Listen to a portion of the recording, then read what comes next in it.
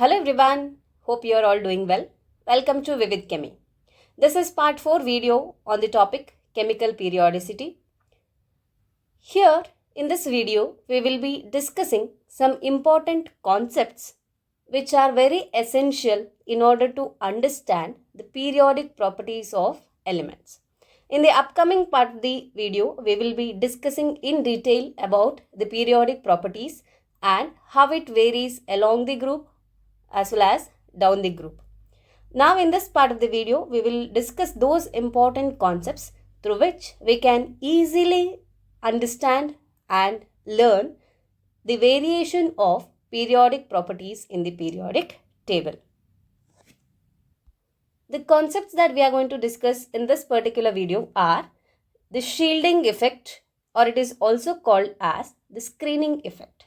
Here the inner shell electrons shield the valence shell electron from the nucleus. That's what we are going to discuss. And the second important concept that we are going to discuss is the effective nuclear charge. Now let us discuss shielding effect or screening effect. We shall understand what is this effect and then we'll proceed to study the effect of effective nuclear charge. Already I have told you that the inner electrons will be shielding or they screen the valence electrons from the nucleus. Now let us understand this is shielding effect or screening effect considering an example. So here I will consider example of sodium. You know the atomic number of sodium is 11. So it can be written as 1s2, 2s2, 2p6, 3s1. So this is the electronic configuration of sodium whose atomic number is 11. Here this sodium atom has three different shells where these electrons are accommodated. So we have K shell, L shell and M shell. In the K shell we have 2 electrons. So here we have K shell in this diagram, 2 electrons, and in the L shell we have 2 plus 6, a total of 8 electrons. So this is L shell, and in the M shell we have 1 electron. With respect to this sodium atom which we have taken here, the 1 electron which is present in the M shell is its valence electron, whereas the electrons which are present in the K and L shell, we have 6 plus 2 plus 2, total 10 electrons are the inner shell electrons. I hope it is clear. The 1 electron which is present in the M shell is the valence electron and rest of the electrons are the inner shell electrons. Now we know that the like charges attract each other and unlike charges repel each other. The nucleus which is present at the center of an atom is positively charged and electrons are negatively charged. Now, nucleus which is present at the center of the atom, it attracts electrons towards itself because nucleus is positively charged and electrons are negatively charged. So these electrons are attracted towards the nucleus. Inner shell electrons are also attracted towards the nucleus. Similarly, the valence electron is also attracted towards the nucleus. And you know, these electrons which are present in various shells around the nucleus, they repel each other because electrons are negatively charged. Like charges repel each other. As a result, these electrons repel with one another. Now, if you consider these electrons which are present in the L shell and those one which is present in the M shell, there is a repulsion between these electrons. The valence shell electron as well as the electrons present in the inner shell, there is a repulsion between these electrons. As these inner shell electrons repels the valence shell electrons, the attraction of these electrons towards nucleus decreases. I'll repeat this. Nucleus attracts all electrons towards itself because of the positive charge, whereas there is repulsion between the electrons, and these inner shell electrons repel the outer shell electron, due to which the attraction of electrons, the valence shell electron towards the nucleus decreases. And this is what is called as shielding effect or screening effect. The inner shell electrons shield or screen the valence shell electrons from the nucleus. Now let us discuss a few factors on which the shielding effect or screening effect varies. Here are a few factors on which the magnitude of shielding effect depends on. Means whether the shielding effect or screening effect is more or less, that can be explained considering these few factors. So firstly, we will be discussing the number of inner shell electrons or the number of inner shell. So how does the magnitude of shielding effect varies? So if more number of inner shell electrons are there, then shielding effect on valence shell electrons will be more. So if there are more number of electrons which are present in the inner shell, the repulsion of these electrons with the valence shell will be more. As a result, the shielding effect will be more. So now, as we move down the group, the shells are getting added. As we go down the group, shells will be getting added. As a result, the number of inner shell electrons increases and shielding effect also increases as we move down the group. For example, let us consider lithium, sodium and potassium. Lithium, sodium, potassium.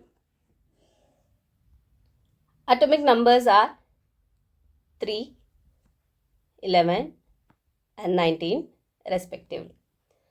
Now electronic configuration with respect to the number of electrons that is present in the shell can be written as 2, 1 for lithium, and it is 2, 8, 1 for sodium, and for potassium we have 19 electrons, and it can be written as 2 electrons in the K shell, 18 L, 18 M and 1 in L shell.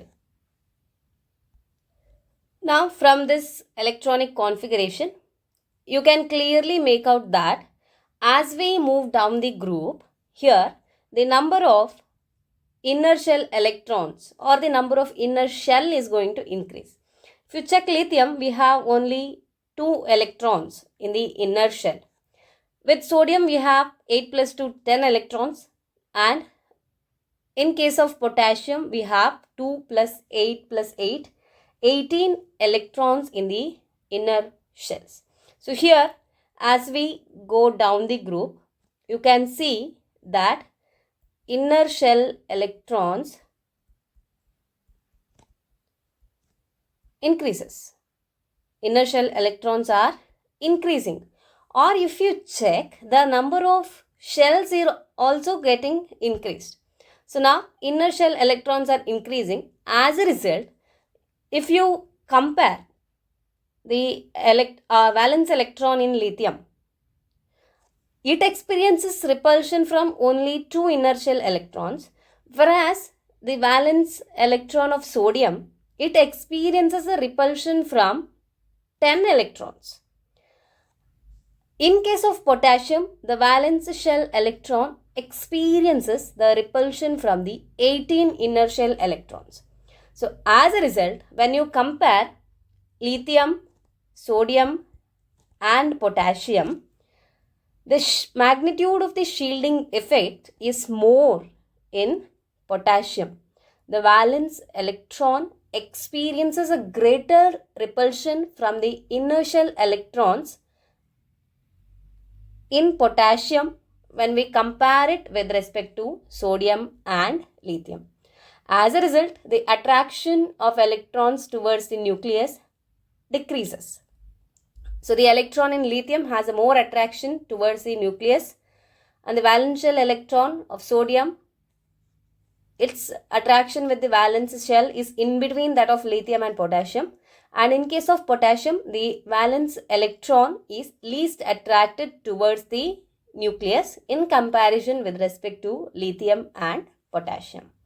So this is the one factor that you should be keeping in mind when you judge the screening effect or the shielding effect. More is the number of the inner shell electrons, greater will be the magnitude of shielding on the valence electron.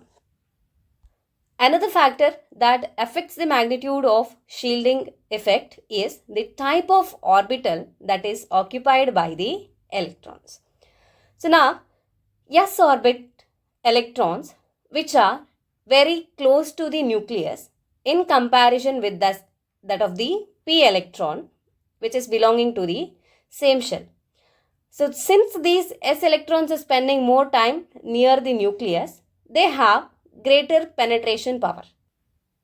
An electron present in the s orbital has more penetration power in comparison to that of the p electrons, d electrons and f electrons present in the same shell.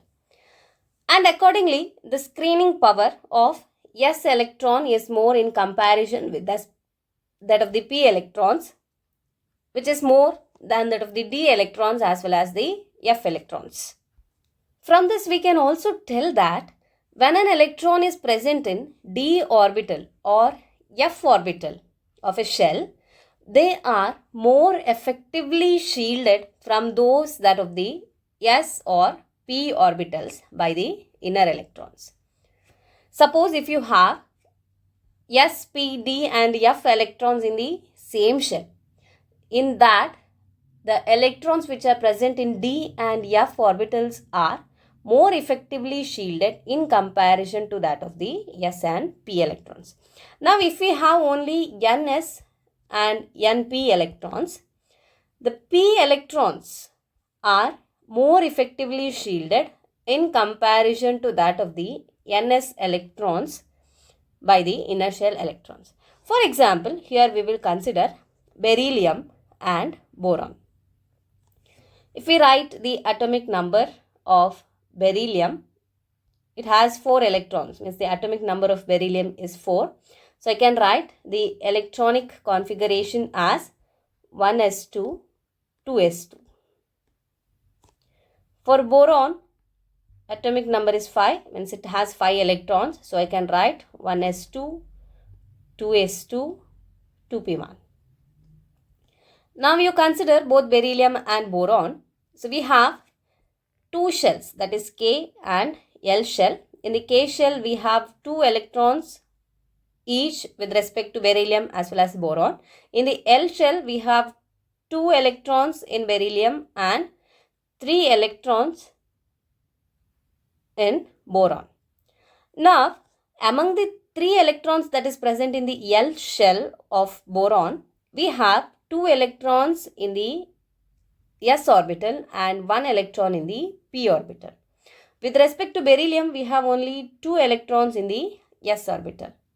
Now, according to the concept that we have discussed just now, we know when electrons are present in ns and np orbital of the same shell, the screening power of s electron is more in comparison to that of the p electrons.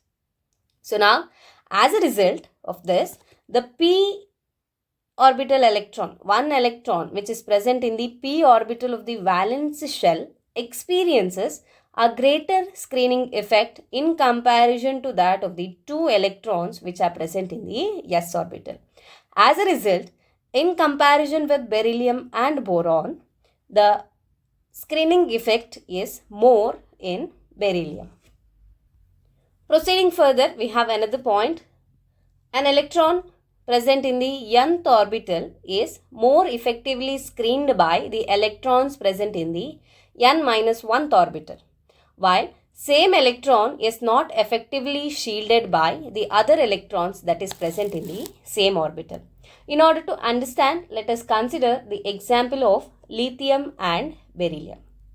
Lithium, we have 3 electrons, and in beryllium, we have 4 electrons. Electronic configuration of lithium is 1s2, 2s1, and that of beryllium is 1s2, 2s2.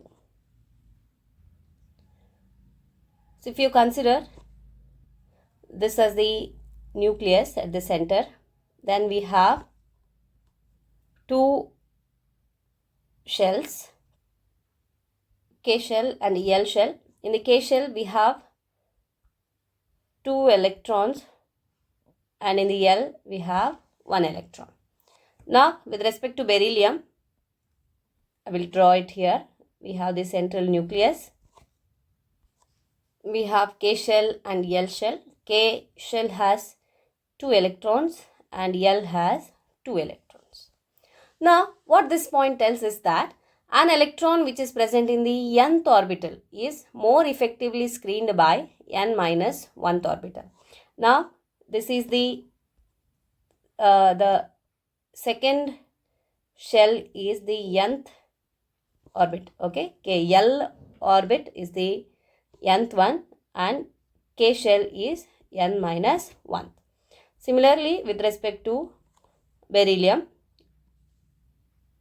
first orbit is n minus 1th orbit and second orbit is the nth one. Now, in lithium, we have 1 electron in the nth orbit, only 1 electron present in the valence shell, and it is effectively screened by the n minus 1th orbital. Now, with respect to beryllium, we have 2 electrons in the valence shell, and these 2 electrons has to be screened or shielded by the electrons present in the n minus 1th orbital. Now, since we have 2 electrons, so these 2 electrons means the valence shell electrons cannot screen the other electron. They both has to be screened or shielded by the inner shell electrons.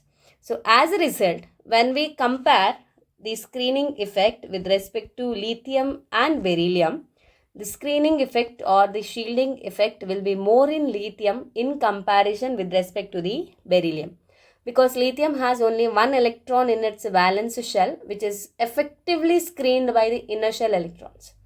In case of beryllium, it has 2 electrons in its valence shell and the inner shell electrons are also 2. So in comparison with respect to lithium, the shielding or screening effect experienced by the valence electrons of beryllium will be lesser. So we can tell lithium is, in case of lithium, valence shell electrons are more effectively screened in comparison to the beryllium. Now let us discuss what is effective nuclear charge. So we all know that the electrons which are present in an atom, it experiences an attractive force by the nucleus. So because the nucleus is positively charged and electrons are negatively charged. So this attractive force that is experienced by the electrons towards the nucleus is what we call as the nuclear charge, and it is represented by Z. Now we have studied this shielding effect or screening effect. Because of this shielding of inner electrons on the outer electrons, the valence shell electrons experiences a lesser attractive pull from the nucleus. As a result, the effective nuclear charge that is experienced by the electron present in the valence shell decreases. So this decrease in the nuclear charge is what we call as the effective nuclear charge. So shielding effect or screening effect is nothing but it is the decrease in the effective nuclear charge that is experienced by the valence electron because of the shielding of inner shell electrons. Now because of this screening effect, the nuclear charge that is experienced by the valence shell electron is decreased, and that decrease that is observed in the nuclear charge is what is called as effective nuclear charge. We all know that the nuclear charge is represented as Z, and the effective nuclear charge, we represent it as Z star.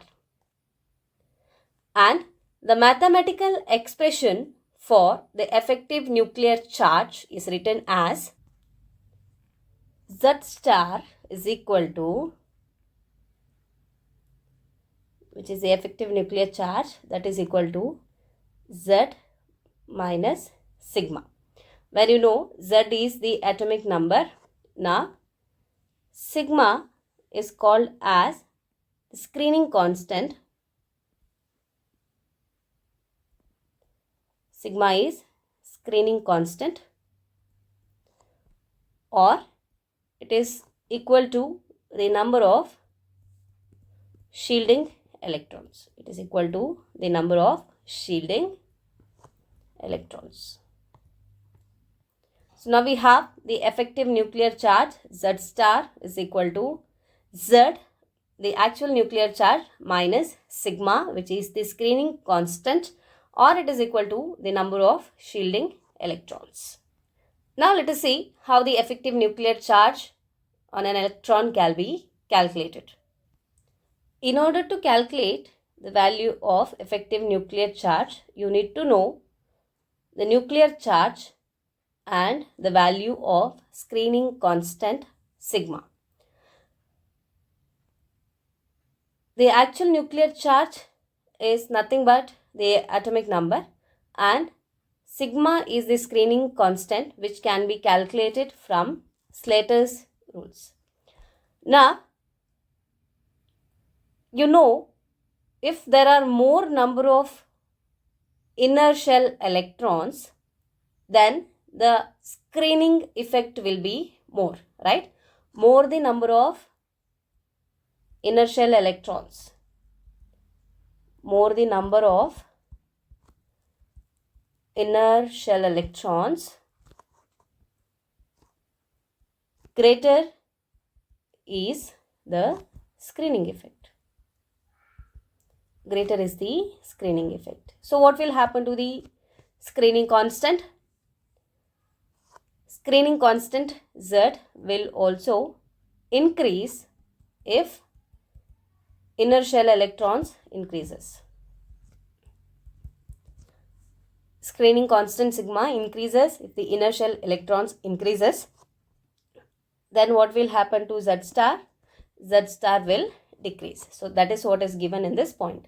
Greater is the number of electrons intervening between the nucleus and the outer electrons, more will be the magnitude of screening constant, and hence magnitude of effective nuclear charge, that is Z star, will decrease. Now let us see how we can calculate the screening constant using Slater's rule, and we'll calculate the effective nuclear charge also. In step 1, we will be writing the electronic configuration of the atom by grouping them, where first 1 is electron, we will write it as one group, 2s and 2p electron will be grouped together, 3s, 3p will be grouped together, 3d as one group, 4s, 4p as one group, 4d as one group, 4f as one group, 5s, 5p as one group, and it continues like that. 1s, 2s, 2p, 3s, 3p, 3d, 4s, 4p, 4d, 4f, 5s, 5p, and so on. In the next step, we will be identifying the electron of interest. It means that in the question they will be giving us for which electron we have to identify. We have to calculate the effective nuclear charge. So that electron we will identify and ignore other electrons which are present in the higher group. Okay. So those electrons will not shield the electrons in the lower group, so that we will be neglecting the higher groups. So this will be more clear when we consider an example. Okay. So now in this step 3, this rule is now has to be broken into 2 different cases. Now let us consider that. The shielding experienced by an S or P electron. Okay. So now we are considering 2 different cases. One is where the shielding that is experienced by S or p electron. And in the second case, we will be considering the shielding that is experienced by Nd or Nf valence electrons. So this is very important. First two steps are common and the step 3 is very important. Now, firstly, let us consider the shielding that is experienced by S or p electrons. Now, when we calculate the shielding experienced by S or p electron, we will consider the electrons within the same group, they shield 0.35 except the 1s. If we have 1s electron, then the shielding is considered as 0.30. Electrons within the same group, their shielding is considered as 0.35. If it is 1s, then the shielding is considered as 0.30. Now, if the electrons are within the n-1 group, then shielding is considered as 0.85. And the electrons within n-2 or lower groups, then the shielding is considered as 1. Now, in the second case, we are going to consider the shielding that is experienced by Nd or Nf valence electron. So, if we have valence shell in the d orbital or f orbital, electrons within the same group, they shield 0.35, and the electrons within the lower group, if it is n-1, n-2 and so on, whatever the lower group it is, then the shielding is 1. Firstly, we will be grouping the electrons 1s, 2s, 2p, 3s, 3p, 3d, 4s, 4p, 4d, 4f, 5s, 5p, so on.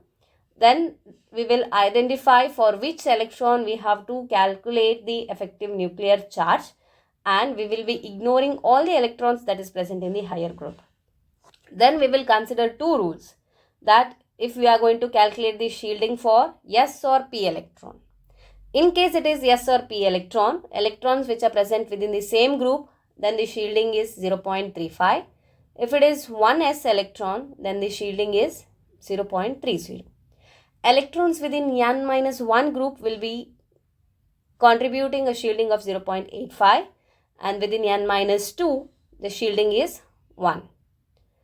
In case of the valence electron, if they are belonging to Nd or Nf orbital, electrons within the same group shield 0.35 and within the lower group shield 1.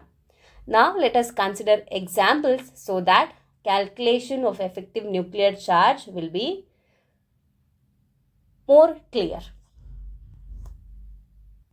Now, the question is to calculate the effective charge experienced by a 2p electron in the nitrogen atom.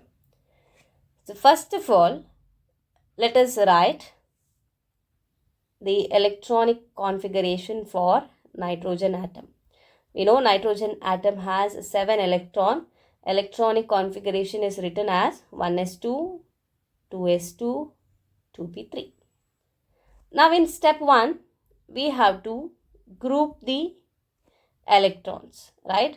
So, 1s is one group. So, this is 1s2, 2s, 2p in one group, 2s2, 2p3. Now, we have to identify the electron of our interest, right? So, here they have asked to calculate the charge that is experienced by a 2p electron. So, we have the valence shell here, that itself is the p. Okay, we will be finding it for the 1 electron of p orbital. Other than that, we have 4 electrons in the second shell. Okay, so now we need to find out sigma for a 2p electron. Now let us calculate. Okay, so now this is the nth orbital and this is n-1. Now, other than the 1 electron which we are considering, we have 4 electrons in the nth orbit, and in n-1 we have 2 electrons. So, now we have to consider the first case of step 3, since we are discussing for the 2p, we are discussing for the p electrons. Okay, S or p, the rules are same, and other electrons which are present in the same orbit contribute 0.35. How many electrons we have other than the electron of interest? It is 4. Then coming to the n-1 orbit. Okay, so they contribute, or their screening or shielding is considered as 0.85. So how many electrons contribute 0.85? It is 2. So we have 0.85 into 2 plus 0.35 into 4. So 2 into 5 is 10. 8 2 is 16 plus 1 17. 2 into 0, 0.70, 20, 1.40. When we add up, we get 3.10. So the screening constant for a 2p electron of nitrogen is 3.10. So in order to calculate the effective nuclear charge, we have Z star is equal to Z minus sigma. The value of Z is 7. Z minus sigma is 3.10. 7 minus 3.10, it comes out to be 3.90.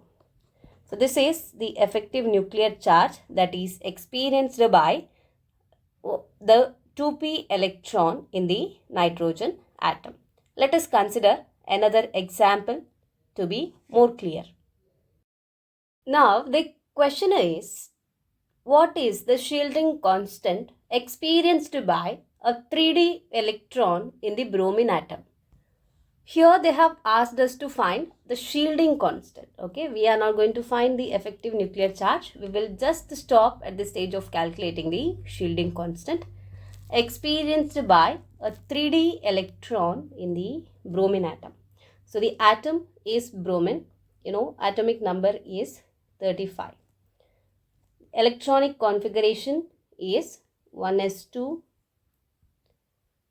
2s2, 2p6, 3s2, 3p6, 4s2, 3d10, 4p5. And this is how we write the electronic configuration of bromine. Now let us group the electron according to the step 1 that we have studied. So the first group is 1s2, 2s2, 2p6, 3s2, 3p6. Next we have 3d10. The next shell we have 4s2, 4p5. So grouping is done. So now here we are supposed to consider one of the 3d electron. So from the 3d, one we have to consider. So we can neglect the 4s and 4p electron because they are not going to contribute to the shielding electron. So they do not contribute to the shielding constant sigma. So we are going to neglect it. So we are going to consider one of the 3d electron. So remaining we have 9 electrons. And in the inner shell, when you consider the when you are going to calculate the shielding constant for a d or f valence electron, the contribution from all the inner shell is considered as 1. Okay. So here we have 18 electrons. So now let us calculate the shielding constant for 3d electron here. We have 18 inner electron and their contribution is 1.0, right? 1.0 into 18 plus we have 9 electrons in the d orbital and they contribute 0.35. So we have 18 into 1.0 is 18.0 plus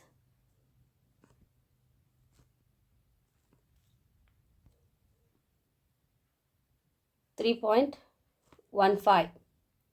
So now 18 plus 3.15 is 21.15. So this is the screening constant that is experienced by the d electron in bromine atom. Now if you want to calculate the effective nuclear charge, you can calculate Z star is Z minus sigma for this d electron. So Z is 35 minus sigma is 21.15. This is equal to 13.85.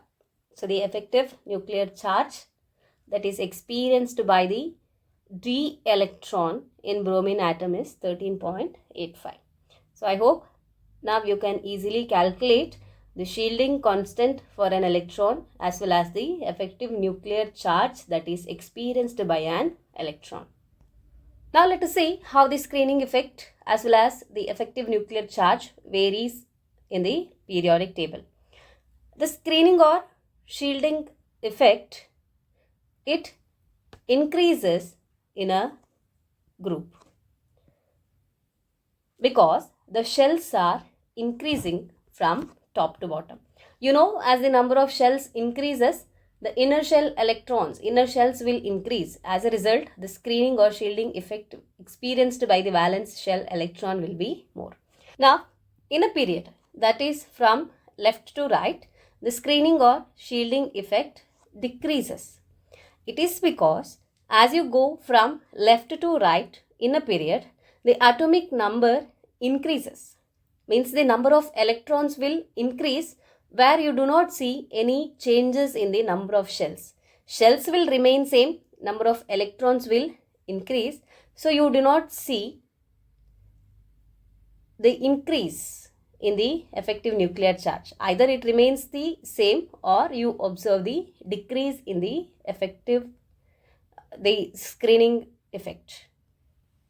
So in a period it do not increase, whereas in a group it increases. Screening effect increases down the group, along the period it decreases. If you check with the variation of effective nuclear charge, so the effective nuclear charge increases as we go from left to right in a period because you know the shielding effect decreases along the period. And from top to bottom in a group, you know that the screening effect increases. As a result, you know, effective nuclear charge will decrease.